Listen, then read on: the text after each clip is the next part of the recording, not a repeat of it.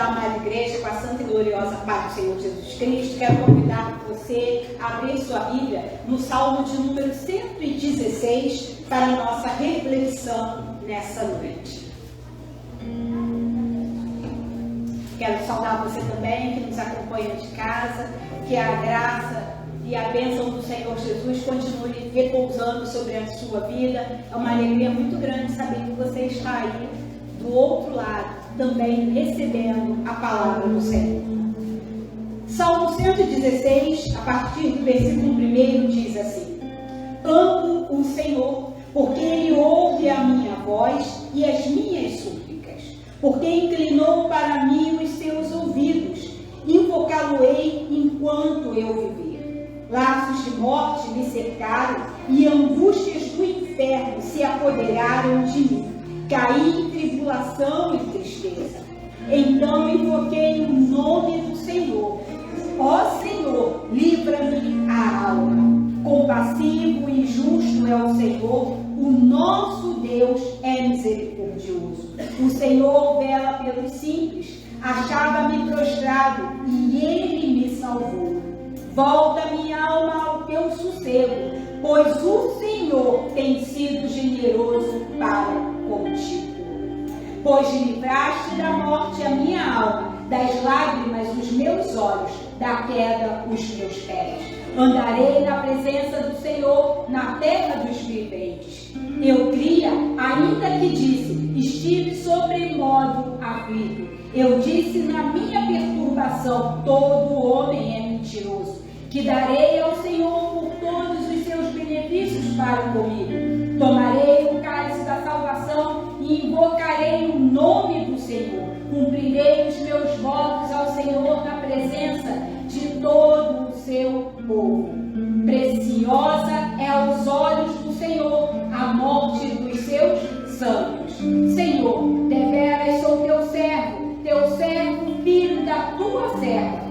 Quebraste as minhas cadeias, oferecer-te-ei sacrifícios de ações de graças e invocarei o nome do Senhor. Cumprirei os meus votos ao Senhor na presença de todo o seu povo, nos atos da casa do Senhor, no meio de ti, ó Jerusalém. Aleluia. Palavra do Senhor. A igreja pode se sentar. Amados irmãos, Deus colocou no meu coração que hoje nós deveríamos estar separando esse tempo para agradecer ao Senhor. E é interessante que o Senhor começou a trazer à minha memória várias situações, não somente desses últimos 6 meses, mas, vamos dizer assim, dos últimos 2 anos e 6 meses. Porque nós já estamos há 2 anos e 6 meses, mais ou menos, nessa pandemia. E esse foi um tempo extremamente desafiador para todos nós. Se nós pararmos para pensar, começou acho que em 2019 foi um ano muito difícil. E eu lembro que eu estava ministrando junto ao Ministério de Oração e a gente falando dos desafios que vivemos em 2019.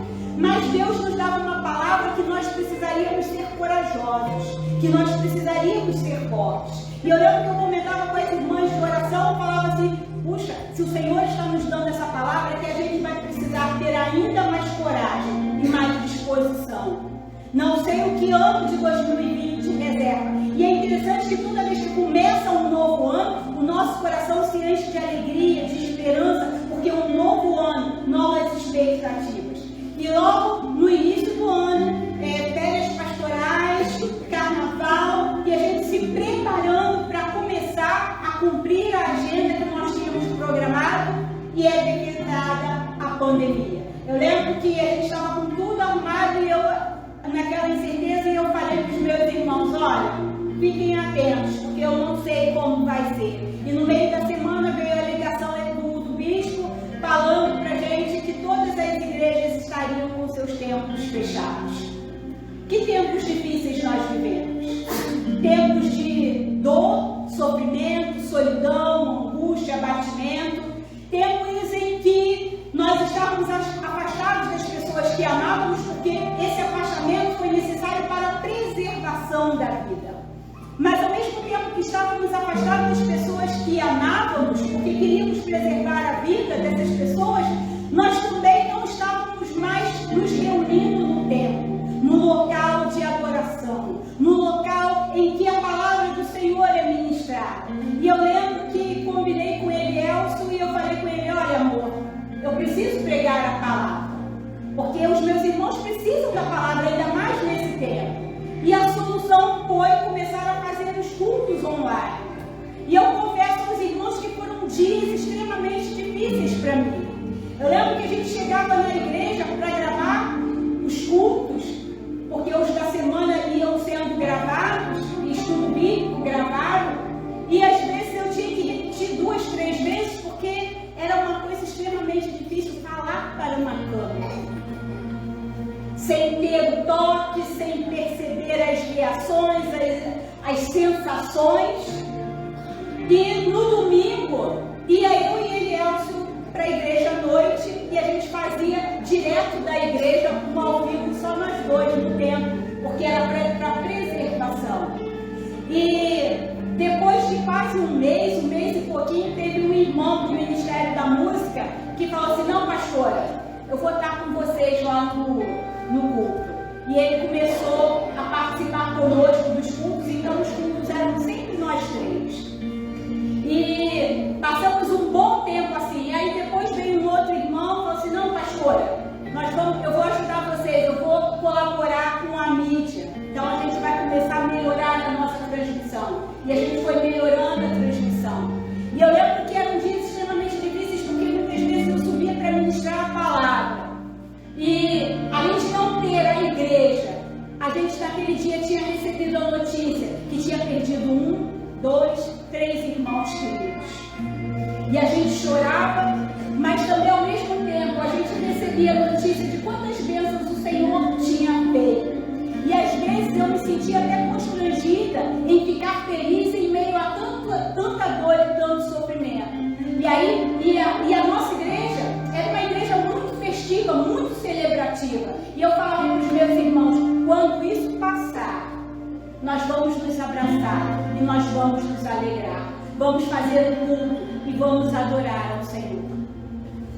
Os 2 anos venceram, veio as nomeações pastorais, as nomeações tiraram as igrejas do eixo, né? Acabaram de tirar as igrejas do eixo, porque a gente estava há 2 anos sem se reunir direito, sem abraçar, sem contato, redescobrindo a forma de adorar e cultuar a Deus.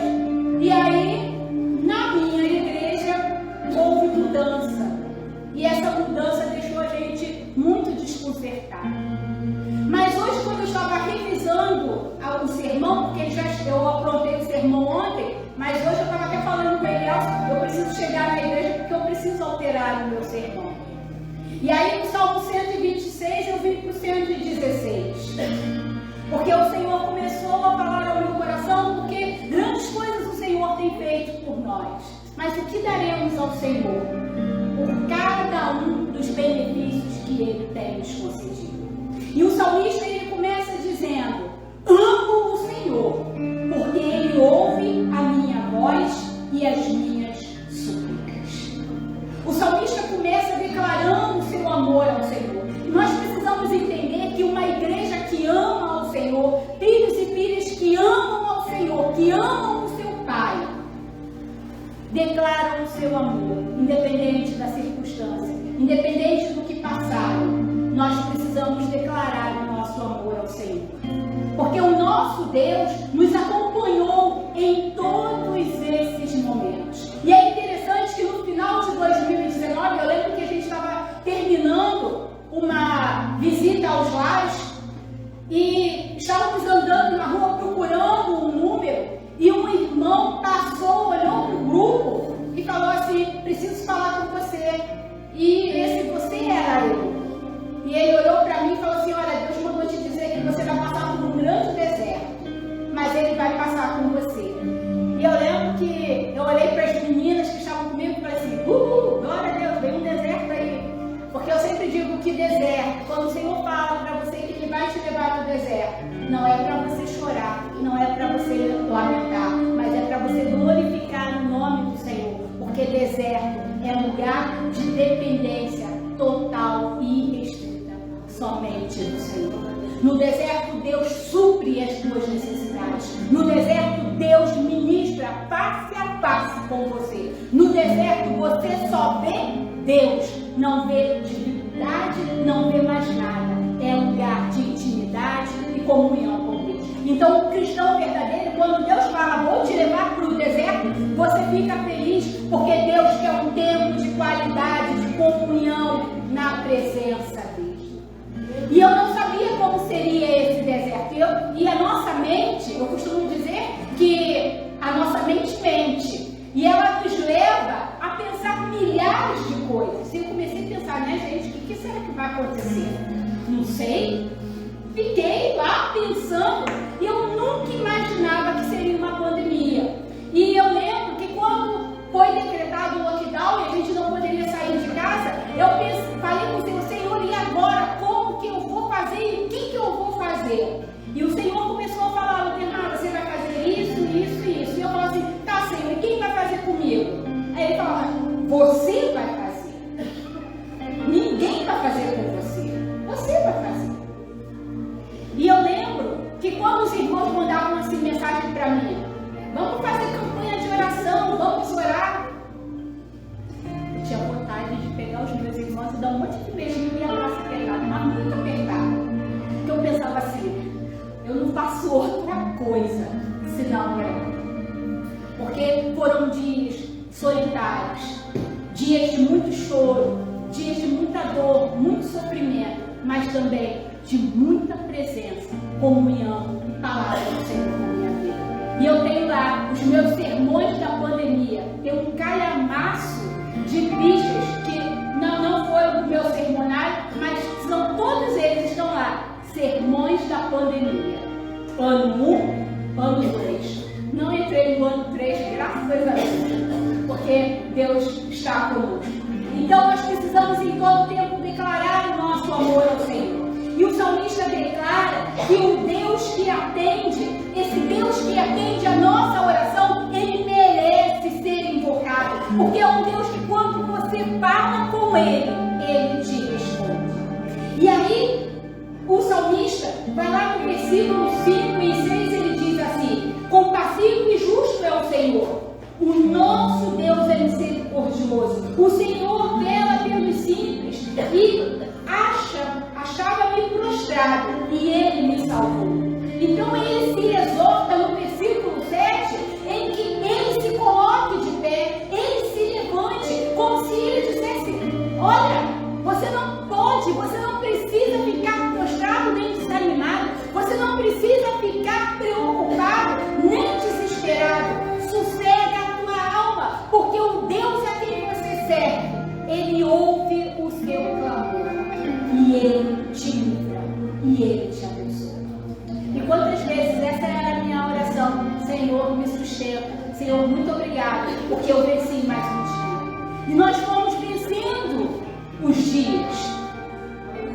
E ultimamente eu tenho conversado com algumas pessoas que a gente manteve contato e que passaram por momentos muito difíceis durante esse tempo da pandemia. E é muito bom a gente ver como estão as pessoas hoje. Aquelas pessoas que perderam familiares, aqueles irmãos que passaram por momentos tão difíceis. Hoje eles estão com a sua vida reorganizada, reestruturada, se alegrando na presença do Senhor e dando continuidade à caminhada. Deus nos chama a parar hoje e pensar quantos desafios vencemos até aqui, mas em cada um deles o Senhor estava conosco. E o versículo 9 diz que andarei com o Senhor. Nós precisamos andar na presença do Senhor, precisamos andar com o Senhor, porque é andando com o Senhor que Deus ministra o teu coração, que Deus fala com você, que Deus te dá estratégia, que Deus te dá sabedoria para que você vença no dia da adversidade. A adversidade, ela vai acontecer. O Salmo 126 chama a atenção para isso. O salmista declara que grandes coisas fez o Senhor por nós, por isso estamos alegres. Porque eles estavam cativos, eles estavam sua terra, longe do lugar de adoração, mas Deus restaurou a sorte deles. Deus mudou a trajetória do seu povo. Deus abençoou o seu povo. E Deus sempre abençoa o seu povo. E nós precisamos entender que ainda que o homem trame contra você, ainda que o mal aconteça, nós precisamos continuar confiando em Deus. E isso está lá no versículo 10 e 11. Ainda que o mundo seja mau, confie em Deus. Mantenha a sua esperança em Deus. Ainda que as circunstâncias sejam difíceis, continue crendo em Deus. E hoje pela manhã eu falava com os meus alunos que muitas pessoas creem, mas não basta somente crer. Você precisa crer e confiar. Porque aquele que confia, espera e aguarda aquilo que Deus vai fazer na sua vida. O salmista está diante de uma situação de morte, em que a sua vida estava ameaçada, em que estava sendo perseguido, mas ele não desistiu. Passou por aflição, passou por dor, passou por sofrimento, mas ele permaneceu na presença do Senhor. E ele se alegrou na presença do Senhor. E ele pergunta: o que darei ao Senhor por todos os benefícios que ele tem me dado? E é muito interessante que às vezes a gente quer dar algo para o Senhor, né? E é muito interessante que às vezes a gente vai numa festa de aniversário e a gente acha que tem que levar um presente. E às vezes você vai numa festa, vai dar um presente para alguém que tem tudo. E aí você vai dar o quê? Eu tenho uma pessoa muito querida, muito amada, que vai ganhar, vem aí o dia dele ganhar presente. E aí tem alguém que dedura assim, e sabe aquela camisa que você deu há 3 anos atrás? Ainda está lá guardada. Sabe aquele chinelo? Ainda está lá guardado. Aí eu falo assim, mas ele ama ganhar chocolate. Então sabe o que ele vai ganhar? Chocolate, porque não vai guardar. Vai aproveitar, vai degustar. Porque tem as coisas. E às vezes quando a gente está diante de alguém que tem as coisas, você pensa assim, o que eu vou dar? Não vou dar nada, não, tem tudo. O que você vai dar para Deus?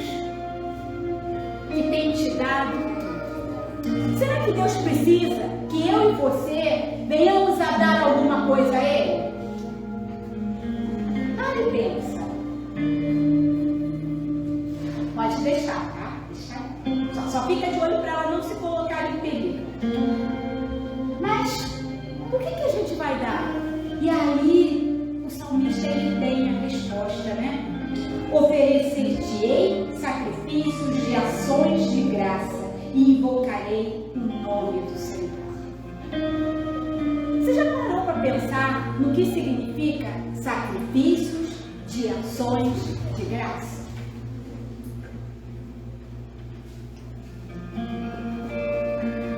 Alguém parou para pensar no que significa isso? É no tempo do ordinário você fazer o extraordinário. No dia comum, você fazer do dia comum um dia especial. E eu fiquei pensando, Senhor, tem misericórdia da minha vida. Tem misericórdia das nossas vidas. Porque nós vivemos os nossos dias como sendo dias comuns. E eu confesso aos irmãos que eu tenho uma grande dificuldade de presentear as pessoas, porque se eu compro um presente, e a minha filha, ela sabe bem disso, porque a gente faz um mês de aniversário dela. E ela normalmente no mês de aniversário dela, ela ganha 3, 4 presentes. Porque eu compro presente, e aí eu levo para casa e penso assim, só vou dar no dia. Aí cheguei em casa, meia hora depois, Aninha, seu presente de aniversário. Aí ela olha pra mim, mãe, mas meu aniversário não é hoje, vai ter que me dar outro presente. Aí passou mais alguns dias, eu vi alguma coisa, eu compro outro presente. E esse mês agora de agosto, ele vai fazer aniversário e eu saí já para comprar o presente dele. E aí cheguei em casa dentro de uma sacola com o presente dele, já levei pro quarto e pendurei lá no cabide. Aí daqui um pouco eu pensei assim, Senhor, eu não vou guardar não. Não vou guardar não. Porque eu não sei o que reserva o dia de amanhã. Aí eu fiquei pensando, já pensou? Se quando chegar o dia do aniversário dele, como já chegou, da gente no dia do aniversário dele ter programado para comemorar e eu estava fazendo um sepultamento. Aí eu falei assim, não, eu vou dar hoje. Eu não vou esperar não. Se no dia do aniversário dele der para celebrar, a gente celebra de novo. E quantas vezes na hora da aflição, na hora da dor, da dificuldade, a gente fala assim, Senhor, se o Senhor me abençoar, eu vou dar um culto de ação de graça. Eu vou dar uma oferta, eu vou até a tua casa, eu vou fazer isso, eu vou fazer aquilo, e eu vou fazer aquilo outro, e a gente vai prometendo um monte de coisas ao Senhor. E a gente esquece que todo dia, para mim e para você, pode ser um dia normal, um dia ordinário. Mas Deus, no dia ordinário, Ele faz sempre um extraordinário nas nossas vidas. Deus não espera que eu cumpra as minhas promessas. Deus todo dia, Ele faz com que o sol nasça. Todo dia Ele manda chuva. Todo dia Ele manda provisão sobre a minha vida. Todo dia Ele me cerca. Ele nos cerca com os seus cuidados. E nós, para com Deus, somos como? Meio egoístas, né? Pouco generosos. A gente fica falando para Deus assim, não, Senhor, quando eu tiver isso, quando eu tiver mais tempo, quando eu tiver mais dinheiro, quando eu tiver mais idade, quando eu tiver mais oportunidade, tudo para Deus tem uma condicionante. Mas quando a gente está diante da aflição e precisa de um socorro, a gente abre uma boca bem grande e começa a chorar, começa a gritar, começa a aclamar, Senhor, me ajuda, Senhor, me socorre, Senhor, eu preciso agora. Mas quando é no nosso tempo de retribuir ao Senhor, a gente vai postergando. Não, eu falei que ia dar um culto, mas vou arrumar a casa. Não, peraí, vou esperar receber pagamento, porque eu quero fazer uma coisinha melhor. Não, então a gente vai sempre deixando para amanhã. E a gente deixa de aproveitar o dia que se chama hoje para agradecer a Deus. Então hoje, um dia de culto ordinário, nós estamos parando para fazer o extraordinário. E essa ação de graças não é algo individual, mas é na presença da congregação. Sabe para quê?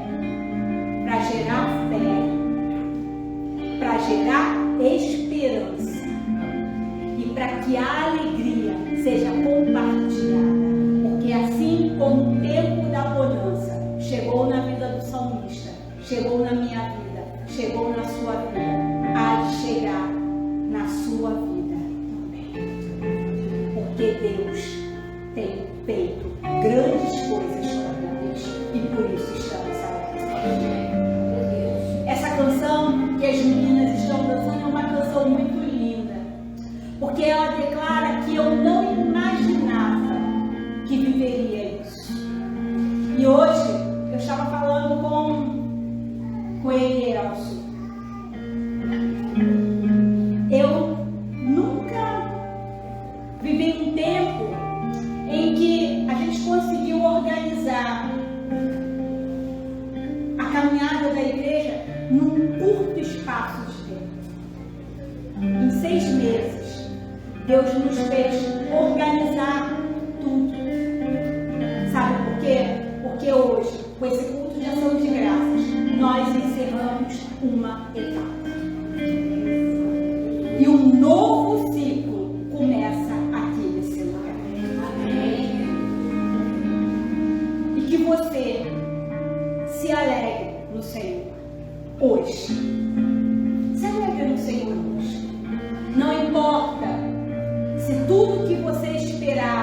se você sonhava, ainda não se concluiu, mas hoje se alegre por tudo que Deus tem feito até aqui. Porque é Ele, no tempo dele, que vai completar a obra na sua vida. E que hoje, somente hoje, a gente possa dizer: Senhor, muito obrigado, porque eu não imaginava que iria viver tudo isso que Deus tem concedido. E eu creio que Deus tem muito mais para fazer nas nossas vidas. E que Deus nos ajude. E que Deus nos dê coragem para ser homens e mulheres ousados, de fé, para agradecer antes mesmo de receber. Porque quem crê, confia